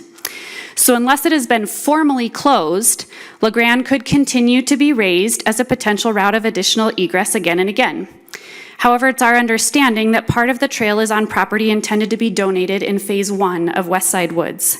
Therefore, LeGrand cannot be formally designated as a trail and closed to future traffic until Phase 1 is annexed. So by delaying the entire Phase 1 timeline until December 2024, any action this commission might want to take to protect LeGrand would also be delayed for more than a year. Therefore, instead of approving the delay of all aspects of Phase 1, we would ask that you explore the option of having the Phase 1 parkland dedication and annexation take place as soon as possible, and not as part of the newly proposed December 2024 deadline. I don't know if that's possible, but I would ask that you look into that option and discuss it with the city attorney. This is the only way that you can act now to protect the trail that was so generously donated to the city with the intent and expectation that it would be preserved and closed for generations to come. Thank you for your consideration. Thank you. Mayor, Commissioner, if I could speak to that point about LeGrand. I was Please. going to bring it up with the next topic, but staff has already scheduled the annexation of park property for both Mount Helena and Mount Ascension. It is scheduled for a pre-zone for October the 10th from the Zoning Commission, and you should get the resolution of intent to annex those government properties, being the park properties, the end of October, 1st of November. Thank you. Do we have any other public comments on this matter? Mr. Mayor, could I just ask a quick clarification? Please. Thank you. Director Brink, I'm pretty sure I heard you say this, but just to make sure it's crystal clear, the annexation of the land that includes the LeGrand Trail is not tied to Phase 1 of this project. They are separate processes. Is that correct? Initially, Mayor and Commission, initially it was. Park dedication for that portion of LeGrand was going to be in Phase 1. However, we were already working towards annexation of city property anyway, so we're just going to happen to get there first. So with that annexation, it will also include the right-of-way. That's LeGrand Canyon, so that will be taken care of. Thank you. Do we have any other public comments? Madam Clerk, any online? Mr. Mayor, I do have two hands raised online. First, I have Bruce Newell. Would you allow them through? You have the floor, Mr. Newell. Yes, can you hear me now? Yeah, Can you hear me now? There? why is it, is there a reason why it's on your phone or there instead of through the speaker system? Mr. Newell, can you give me another mic check, please? Testing, 1, 2, 3. Can you hear me? Testing? We can hear you, but you're not within the room. Mr. Newell? I apologize for that. Can I've the used them microphone, quite a bit. I haven't changed anything on my end. can the microphone reach that speaker? Testing. Okay, can you hear? I can hear you, Mayor Collins. Good. Can you hear Mr. Ewell in the back there? Okay. Go ahead, Hear Mr. you? Newell. All right, thank you very much. Well, my name is Bruce Newell. I live at 2570 Mayrowan Court, up just a block away from Grand Canyon. And respectfully, Mr. Mayor and Commissioners, I ask that, as per Director Brinken's comments just now, which are a delightful surprise, I ask that the commission not acts in any way in regards to Westside Woods and any possible connection of Westside Woods streets to LeGrand Canyon until that section of the park has been annexed and the LeGrand Canyon from the 9/10 of a mile of LeGrand Canyon to the west of Silverette be permanently closed to motor vehicle use except for park maintenance. This is consistent with the historical use of LeGrand. It's consistent with the terms by which the land was conveyed to the city from Prickly Pear, and it's just good sense. As far as emergency access, the emergency most likely could be wildfire. No one will want to exit up into the park, into the fire. That's just not a workable deal. But thank you very much. That's extraordinarily good news I just heard. And we watch your progress with interest. And personally, if there's anything I can do to assist in this process, please contact me and I would be delighted to assist. Thank you for this opportunity to testify. Thank you. You have another one, Clerk? Mr. Mayor, I do have one more hand raised. Mary Hollow from PPLT. You have the floor, Ms. Hollow. Good evening, Mayor and Commission. I too am very pleased to hear the update from Department Head Brink about the annexation process that was explained to me after the meeting in May as being a critical next step for LeGrand. So thank you for moving forward on LeGrand. I think I've spoken about LeGrand and the need to annex and formalize LeGrand as a trail now 5 times. So I really appreciate this, and thank you so much for moving the ball forward on LeGrand. And like Bruce said, if there's anything I can do to be helpful in that process, please don't hesitate to contact me. Thank you. Thank you. Is that it?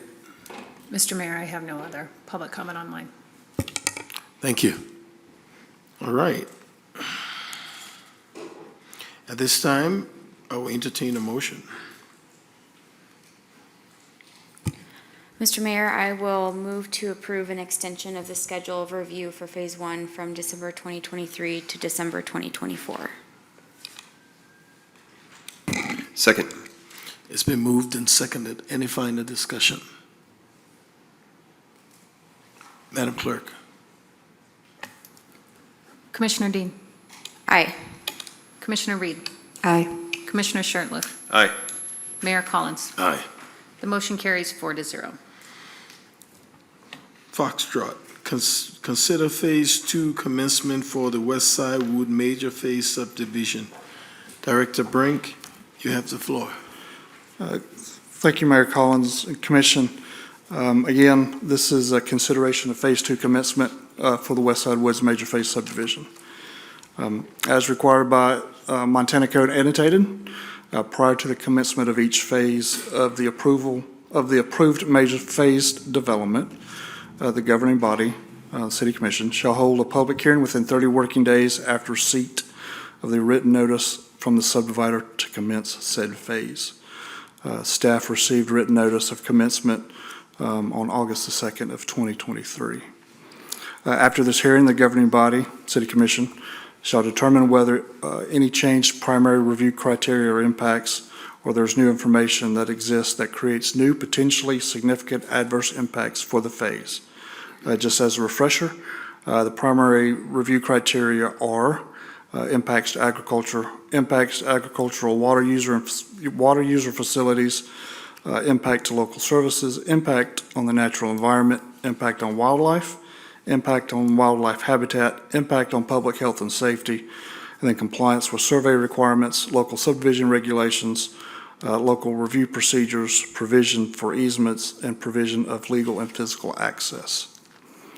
The City Commission, after that, shall issue supplemental written findings of fact, and you may impose necessary additional conditions to minimize potentially significant adverse impacts identified in the review of the first phase, the subsequent phases. In this instance, it's the second phase of the development for changed primary criteria impacts or any new information. Any additional condition must be met before final plat approval for the particular phase. Staff did submit letters or sent letters to adjacent owners via certified mail, nearby owners within 300 feet via regular mail, and legal notice was published in the IR as required. As I drafted this notice, we did have no comments, but again, like the previous item, we've received substantial comments. And again, that's been compiled and hopefully provided to you. To conclude, at this time and relative to Phase 2 of West Side Woods Major Phase subdivision, planning staff has not identified any potential significant impacts relative to those review criteria requiring the imposition or mitigating conditions for this particular phase of the development. Staff recommends you move determining that there are no changed primary criteria impacts or that there are no new information that exists creating new potentially significant adverse impacts for Phase 2 of the West Side Woods Major Phase subdivision. And again, I'm here to answer questions, of course. I'm not going anywhere, but the applicant is here to speak on the extension or on the Phase 2 commencement request as well. That's all I have. Thank you, Director Brink. Comments or questions from the Commission? Mr. Mayor, I have a question, Director Brink, and apologies if you went over this. I stepped out for a moment. It's noted that as the project progresses, phase commencement hearings will permit, if warranted, the imposition of necessary additional conditions. A condition that had been made at the time of approval, I believe Commissioner Dean recommended it, was the ability to consider additional egress. Is there anything about commencement of Phase 2 at this time that impedes our ability to consider additional egress? And I am not talking about LeGrand, I'm saying in general.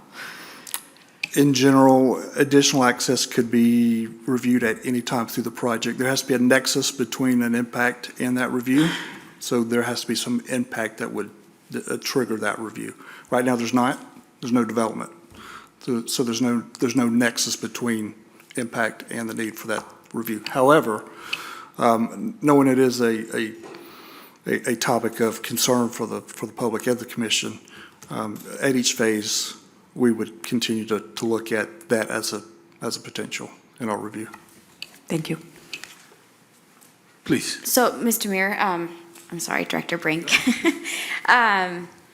With that, I mean, that included an evaluation of traffic, and I understand there's no condition that we can look at right now because there is no change in traffic because phase one hasn't been developed yet. So at what point, especially since we have the phase one extension, and they say that after that gets going, everything else as of right now, I mean, they could ask for an extension on phase two at some point too. What does that look like for us to consider those additional conditions if they're warranted, given that they're asking for essentially, it appears, phase one and phase two to almost start moving simultaneously. Is that how you would review this?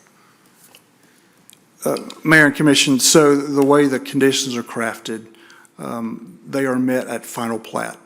So they would have to provide us updated traffic numbers before final plat for each phase, with the intention that when development occurs or build-out occurs in a particular phase, we would get new numbers or new impacts that we would review for the next phase that would be given at the end of the previous phase, if that makes sense. So, Mr. Mayor, maybe one more follow-up.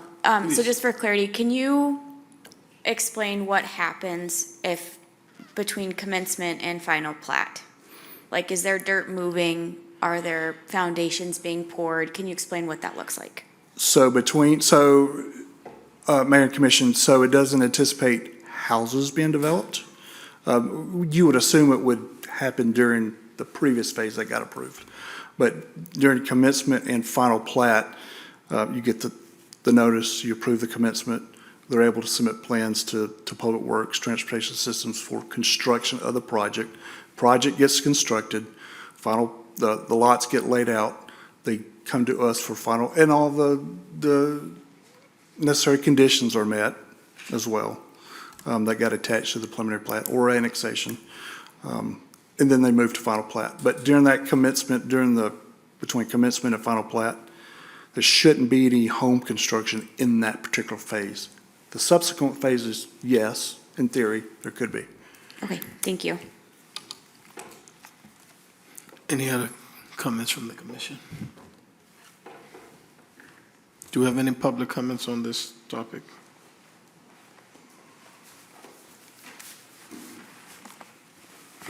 Good afternoon. Good afternoon. Mayor, Good Commissioners.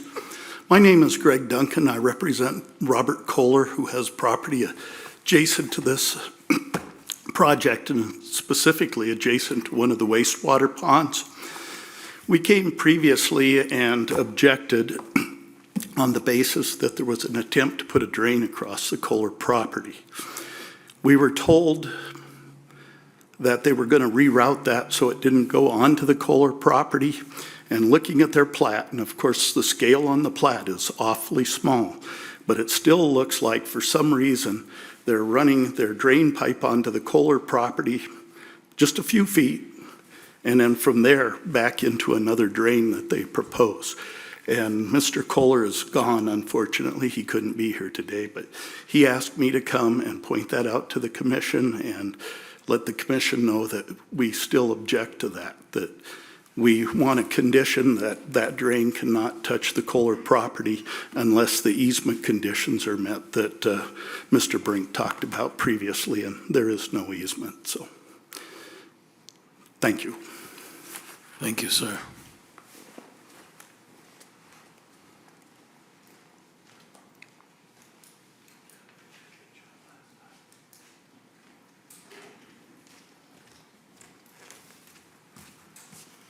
Mayor Collins, Commissioners, Sarah Perry again. Over the course of the Westside Wood application process, you've heard hundreds of letters or received hundreds of letters and 676 petition signatures expressing public safety concerns, particularly due to the lack of additional access to the west of the subdivision. In April, as we said, you unanimously voted to add a condition to evaluate need for the creation of an additional point of egress during the development of each phase. That condition demonstrated an honest intent on your part to address some of the public safety concerns, and we thank you for that. Now the public who expressed those concerns about access are eagerly waiting and asking, how will Helena's elected officials show good faith on that promise? Before moving forward with another phase of development, have you given full and honest consideration to where an additional access point for egress would be created should a need be identified in the years to come? Why check for it if there's no intent to create it? We're only aware of two potential locations for additional egress from Westside Woods. The first being LeGrand, which we just heard is in the process of being formally closed. And the second being a connection from Livesey Avenue, which runs along the bottom of Phase 1 and 2 of Westside Woods, or the north end, a connection from Livesey Avenue to the existing Park Lane to the west. Save Helena Westside commissioned and provided a feasibility to this study to the city earlier this year with details of how an emergency access could be built there. However, Phase 2 as platted would block off that second location, and therefore the city would be limited in its ability to act in good faith on the conditions of approval that you set to mitigate impact to public safety. With this new information about the closing of LeGrand, where does the commission foresee additional access being created? And with the change in Phase 1 timeline to essentially be concurrent with Phase 2, as Commissioner Dean noted, where does that leave your ability to actually check for need for additional access? Therefore, we respectfully request that, as is appropriate per Montana Code annotated with a commencement vote, that you impose a quote, this is from MCA, a necessary and additional condition, end quote, requiring that prior to the commencement of Phase 2, the plat be revised to include an easement suitable for a potential connection between Livesey Avenue and the existing Park Lane to the west, should that need be identified in the future. Such an easement would preserve your ability to act in good faith on the conditions of approval to mitigate public safety impact with each future phase of the development. Without such an easement, the Phase 2 commencement vote should be tabled until the city has had the opportunity to give a full and honest consideration to where an additional egress would go if ever needed for public safety in the future. Thank you for your time. Thank you.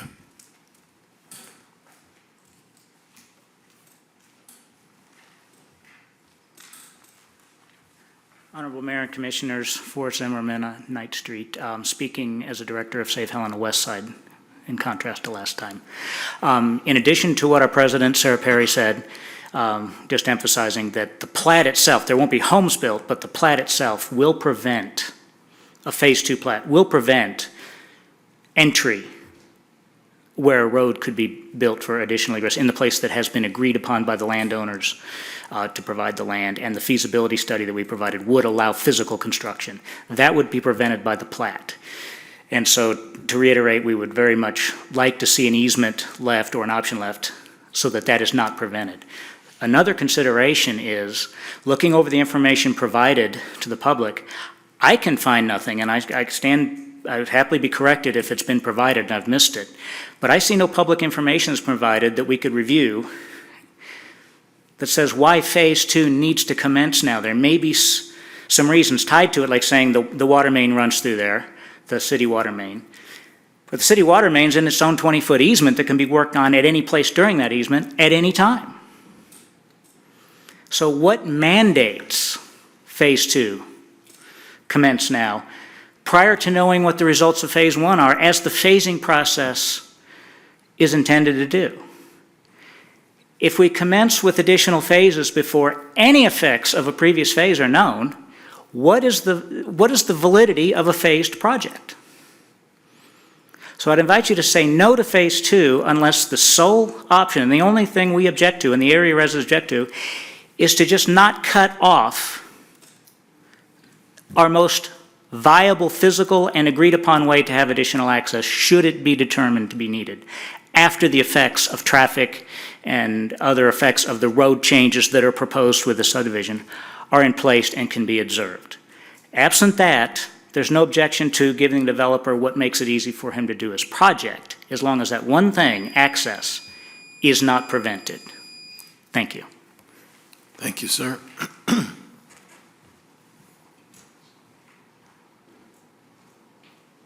Do we have any others?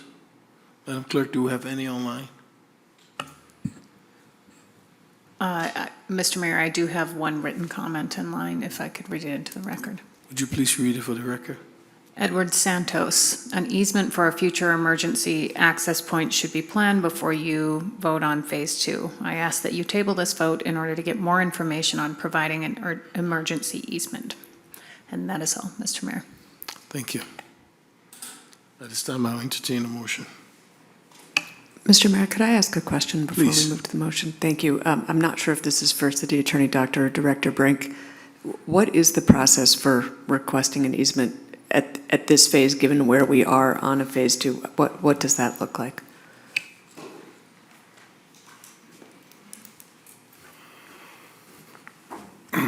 Mayor and Commission, again, I'll go back to my previous comment. There has to be a nexus for that requirement.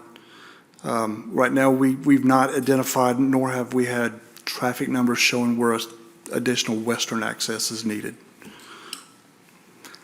Where that comes into the conversation, I mean, it can come between Phase 2 and Phase 4, whenever that number triggers that additional, if it's required. That would be up to the developer to provide that easement access, however he can do it. Yes. Mayor, Attorney Commissioner Doctor. Reed, to your question about process, speaking to a process, right now is the time for a public hearing on the commencement of Phase 2. The only way that you can determine whether you can do another condition at this time is if you have found changed primary criteria impacts or new information exists that creates new potentially significant adverse impacts for the phase or phases. And so unless you make those findings about it being necessary now for an easement, when you didn't make that condition in the original conditions, you would not legally be able to require an easement at this point. Thank you. Any other comments from the commission? Oh, are you done, Commissioner? Any other comments? Go ahead. Mr. Mayor, yeah, I guess, well, I guess I'm curious, and I thought that the developer would maybe provide public comment, but I'm wondering if the developer can comment as to why they're looking to commence Phase 2 if Phase 1, I couldn't see you over the computers, if you've just asked for an extension on Phase 1. Mr. Mayor, Commissioners, good evening. I'm Ron Barch. I reside, my business address is 3051 Cabernet. I can just really simply tell you this, Commissioner Dean. We are looking at relocating the city main, the 24-inch transfer line. So part of working with city staff, and that's what we've been working on a whole bunch, is it has been determined that the best result for creating the best infrastructure will actually be relocating the city main to the center of the roadway.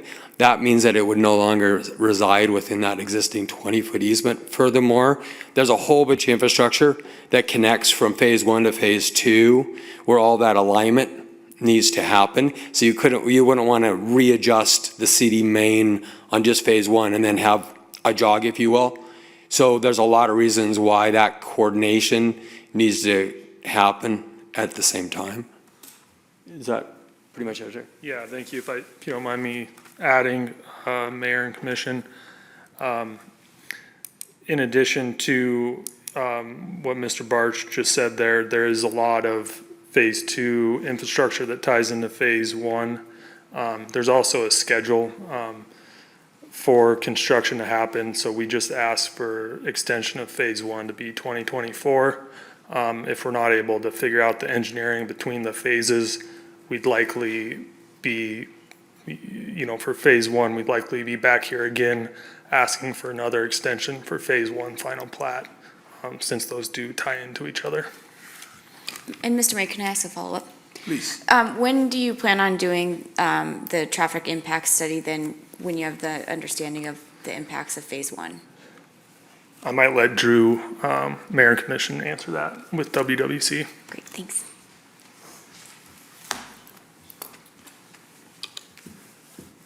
Mayor, Commissioners, Drew Pearson with WWC Engineering. So we'll be completing the traffic impact study and submitting those with the final plat conditions for each phase. So there'll be 4 separate traffic impact studies. Mr. Mayor? Go ahead. If I might, this is a question for the developer. I've got a couple questions. With regards to infrastructure, you had mentioned infrastructure. It was brought up about the drainage on a private property adjacent to the development. How are you addressing this? Mayor, Commissioners, the drainage to the south of Mr. Kohler's property, there is an existing ephemeral drainage there where a stormwater detention pond will be installed. And the outlet from that pond will be routed over to Overlook Boulevard and connected to the stormwater infrastructure that the city owns and eventually drains to the Spring Meadow Pond from there. So there's no stormwater drainage that outlets from the pond to Mr. Kohler's property.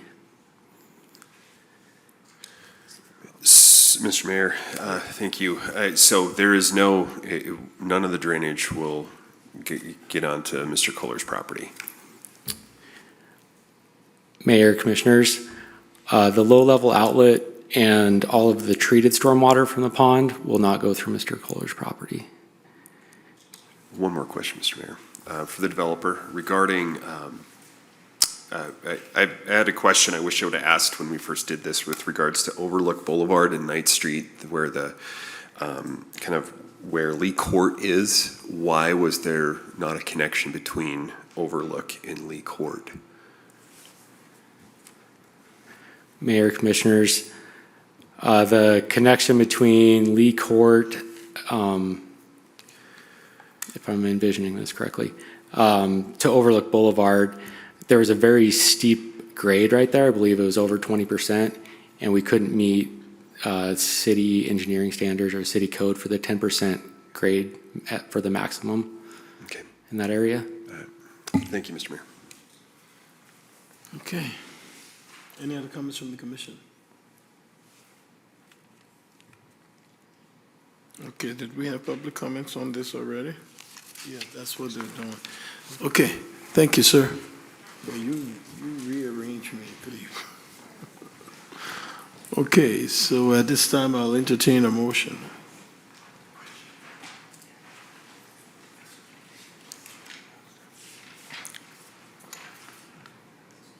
Commissioners, we'll have all day. Mr. Mayor, could I ask one question, just to make sure there's Please, been a go lot of ahead. information. Please. I'm not sure if this is Director Brink or City Attorney Doctor again. If the motion is made to approve the commencement of Phase 2, if I'm understanding correctly, we have the opportunity, following submission of traffic impact studies, to consider an easement at that time Yeah, to allow for additional western egress. Am I understanding that correctly? yes. Mayor, Commissioner Reed, yes, the requirement for the traffic impact study was for the purpose of ensuring that once there's development, that you can see what traffic impact there was. And so at the point of final plat, if indeed the traffic impact study shows changed conditions and new information that would necessitate an easement or some sort of egress, you could at that time condition your final plat approval. Okay. Let's do this motion. People.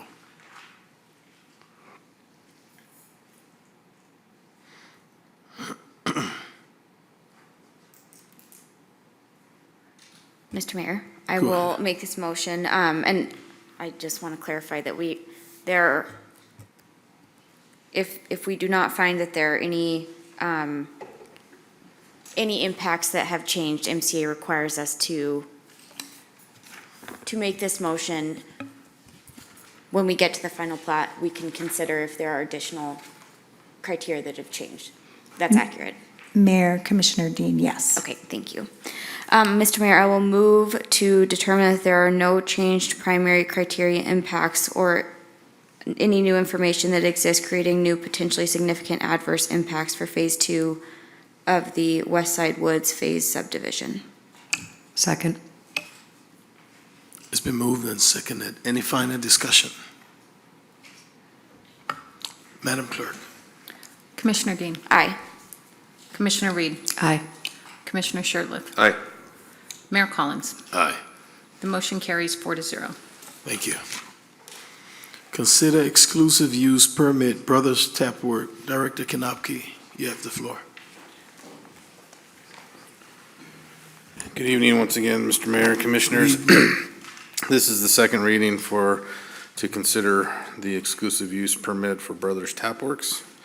They're requesting 275 square feet of public right-of-way adjacent to their business on the Walking Mall. This area will still allow for emergency access to be maintained down the Walking Mall.